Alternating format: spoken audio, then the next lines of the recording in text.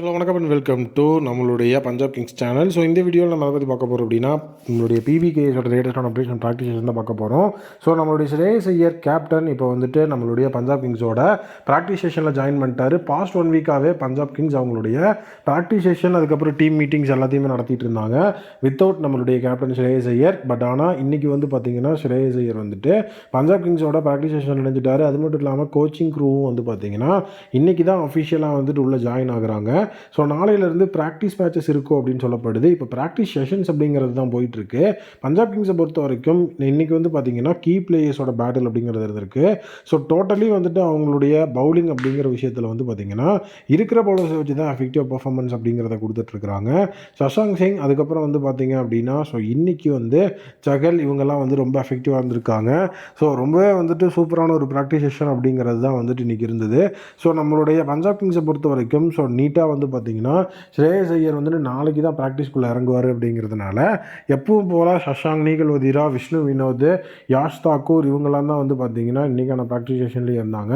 So இதில் ரொம்ப வந்துட்டு காமெடியான ஒரு விஷயம் என்ன அப்படின்னா ஒரு ஃபன்னான பாட்டாக வந்து பார்த்திங்கன்னா சகல் வந்து பேட்டிங் வரேன் அப்படின்னு சொல்லி பேட்டெல்லாம் எடுத்துகிட்டு வந்து பேட்டிங் அப்படிங்கிற விஷயத்துலலாம் இருந்தார். பட் இதை நிறைய பேர் ஃபன்னாக பார்த்தாலும் ஸோ அவர் வந்துட்டு ரொம்ப வருஷமாகவே பேட்டிங் அப்படிங்கிற விஷயத்தில் எஃபெக்டிவாக இருக்கணும் ட்ரை பண்ணிட்டுருக்கிறாரு. ஸோ அதாவது நடந்ததுன்னா உண்மையாகவே வந்து நல்லா தான் இருக்கும். சஷாங்க் சிங் ஆரம்பத்திலேருந்தே வந்து அதிரடி காட்டக்கூடியவர் தான். ஸோ இன்றைக்கான ப்ராக்டிஸ் செஷன்லேயும் ரொம்ப சூப்பராக வந்து அதிரடி காட்டி தான் வந்து ஆடி இருந்தார்.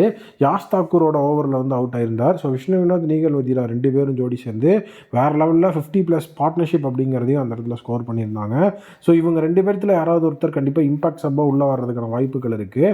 ஸோ இவங்க 2 பேருமே வந்து பார்த்திங்க அப்படின்னா ரொம்பவே வந்து பார்த்திங்கன்னா நம்மளுடைய மும்பை இந்தியன்ஸில் ஒரு எஃபெக்டிவான ஒரு டீம் அப்படிங்கிற விதியில் வந்து இருந்தவங்க தான்.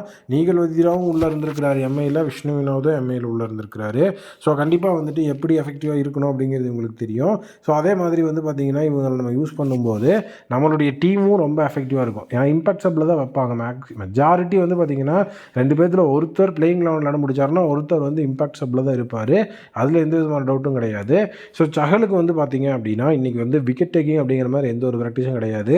ஸோ சஹலுக்கு வந்துட்டு 6 ஹிட்டிங் அப்படிங்கிற அந்த ஒரு விஷயத்தை தடுக்கணும் அப்படிங்கிற மாதிரி ஒரு சேலஞ்சை கொடுத்து அந்த இடத்துல வந்து சகலை வந்து பவுல் பண்ண சொல்லியிருந்தாங்க.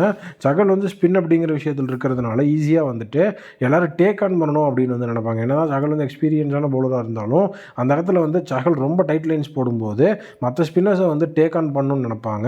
ஸோ அதனால் இப்போது அந்த டேக் ஆன் பண்ணணும் அப்படிங்கிற மாதிரியான மைண்ட் செட்டில் இருக்கும்போது ஒரு ஸ்பின்னரோ இல்லை ஒரு பேசரோ என்ன மாதிரி விஷயத்தை வந்து ஹேண்டில் பண்ணணும் அப்படிங்கிற மாதிரி இந்த ஒரு சேலஞ்சை வந்து எடுத்து மற்ற பிளேயர்ஸ் நடுவில் வந்துட்டு உள்ளே வைக்க சொல்லியிருந்தாங்க. ஸோ ரொம்பவே வந்து பார்த்திங்கன்னா அது ஒரு வினோதமான ப்ராக்டிஸனாக இருந்தாலும் அதையுமே வந்து சகல் ரொம்ப சக்ஸஸ்ஃபுல்லாக தான் பண்ணியிருந்தார். ஸோ விக்கெட் கீப்பிங் ப்ராக்டிஸ் அப்படிங்கிறது பிரப்சிம்ரன் சிங்க்கு கொடுக்கப்பட்டிருந்தது. பிரப்சிம்ரன் சிங் வந்து பார்த்திங்க அப்படின்னா உள்ளுக்குள்ளே யாருமே எதிர்பார்க்காம ரிட்டன்ஷன் அப்படிங்கிறதுக்குள்ளே வந்த பிளேயர். ஸோ இந்த தடவை அவருக்கு அந்த ஒரு இடத்துல வந்து பார்த்திங்கன்னா அந்த விஷயமும் இருந்திருந்தது. அதுக்கப்புறம் ரிக்கி பாண்டிங் உள்ள வந்து ஸோ இன்றைக்கான ப்ராக்டிஸ் செஷனில் வந்துட்டு ஹைலைட்ஸ் ஆஃப் த டே அப்படிங்கிற மாதிரி சொல்லி ப்ராக்டிஸ் செஷன் முடிச்சு வச்சார். உண்மையாகவே பஞ்சாப் கிங்ஸ் வேறு லெவலில் போயிட்டு இருக்காங்க. நாளையிலேருந்து கேப்டன் வந்துட்டதுனால ப்ராக்டிஸ் செஷன் சைட்லேருந்து நிறைய விஷயங்கள் மாறுபடுறதுக்கு வாய்ப்பு இருக்குது. நீங்கள் என்ன நினைக்கிறீங்க அப்படிங்கிறத கமெண்ட்டில் சொல்லுங்கள்.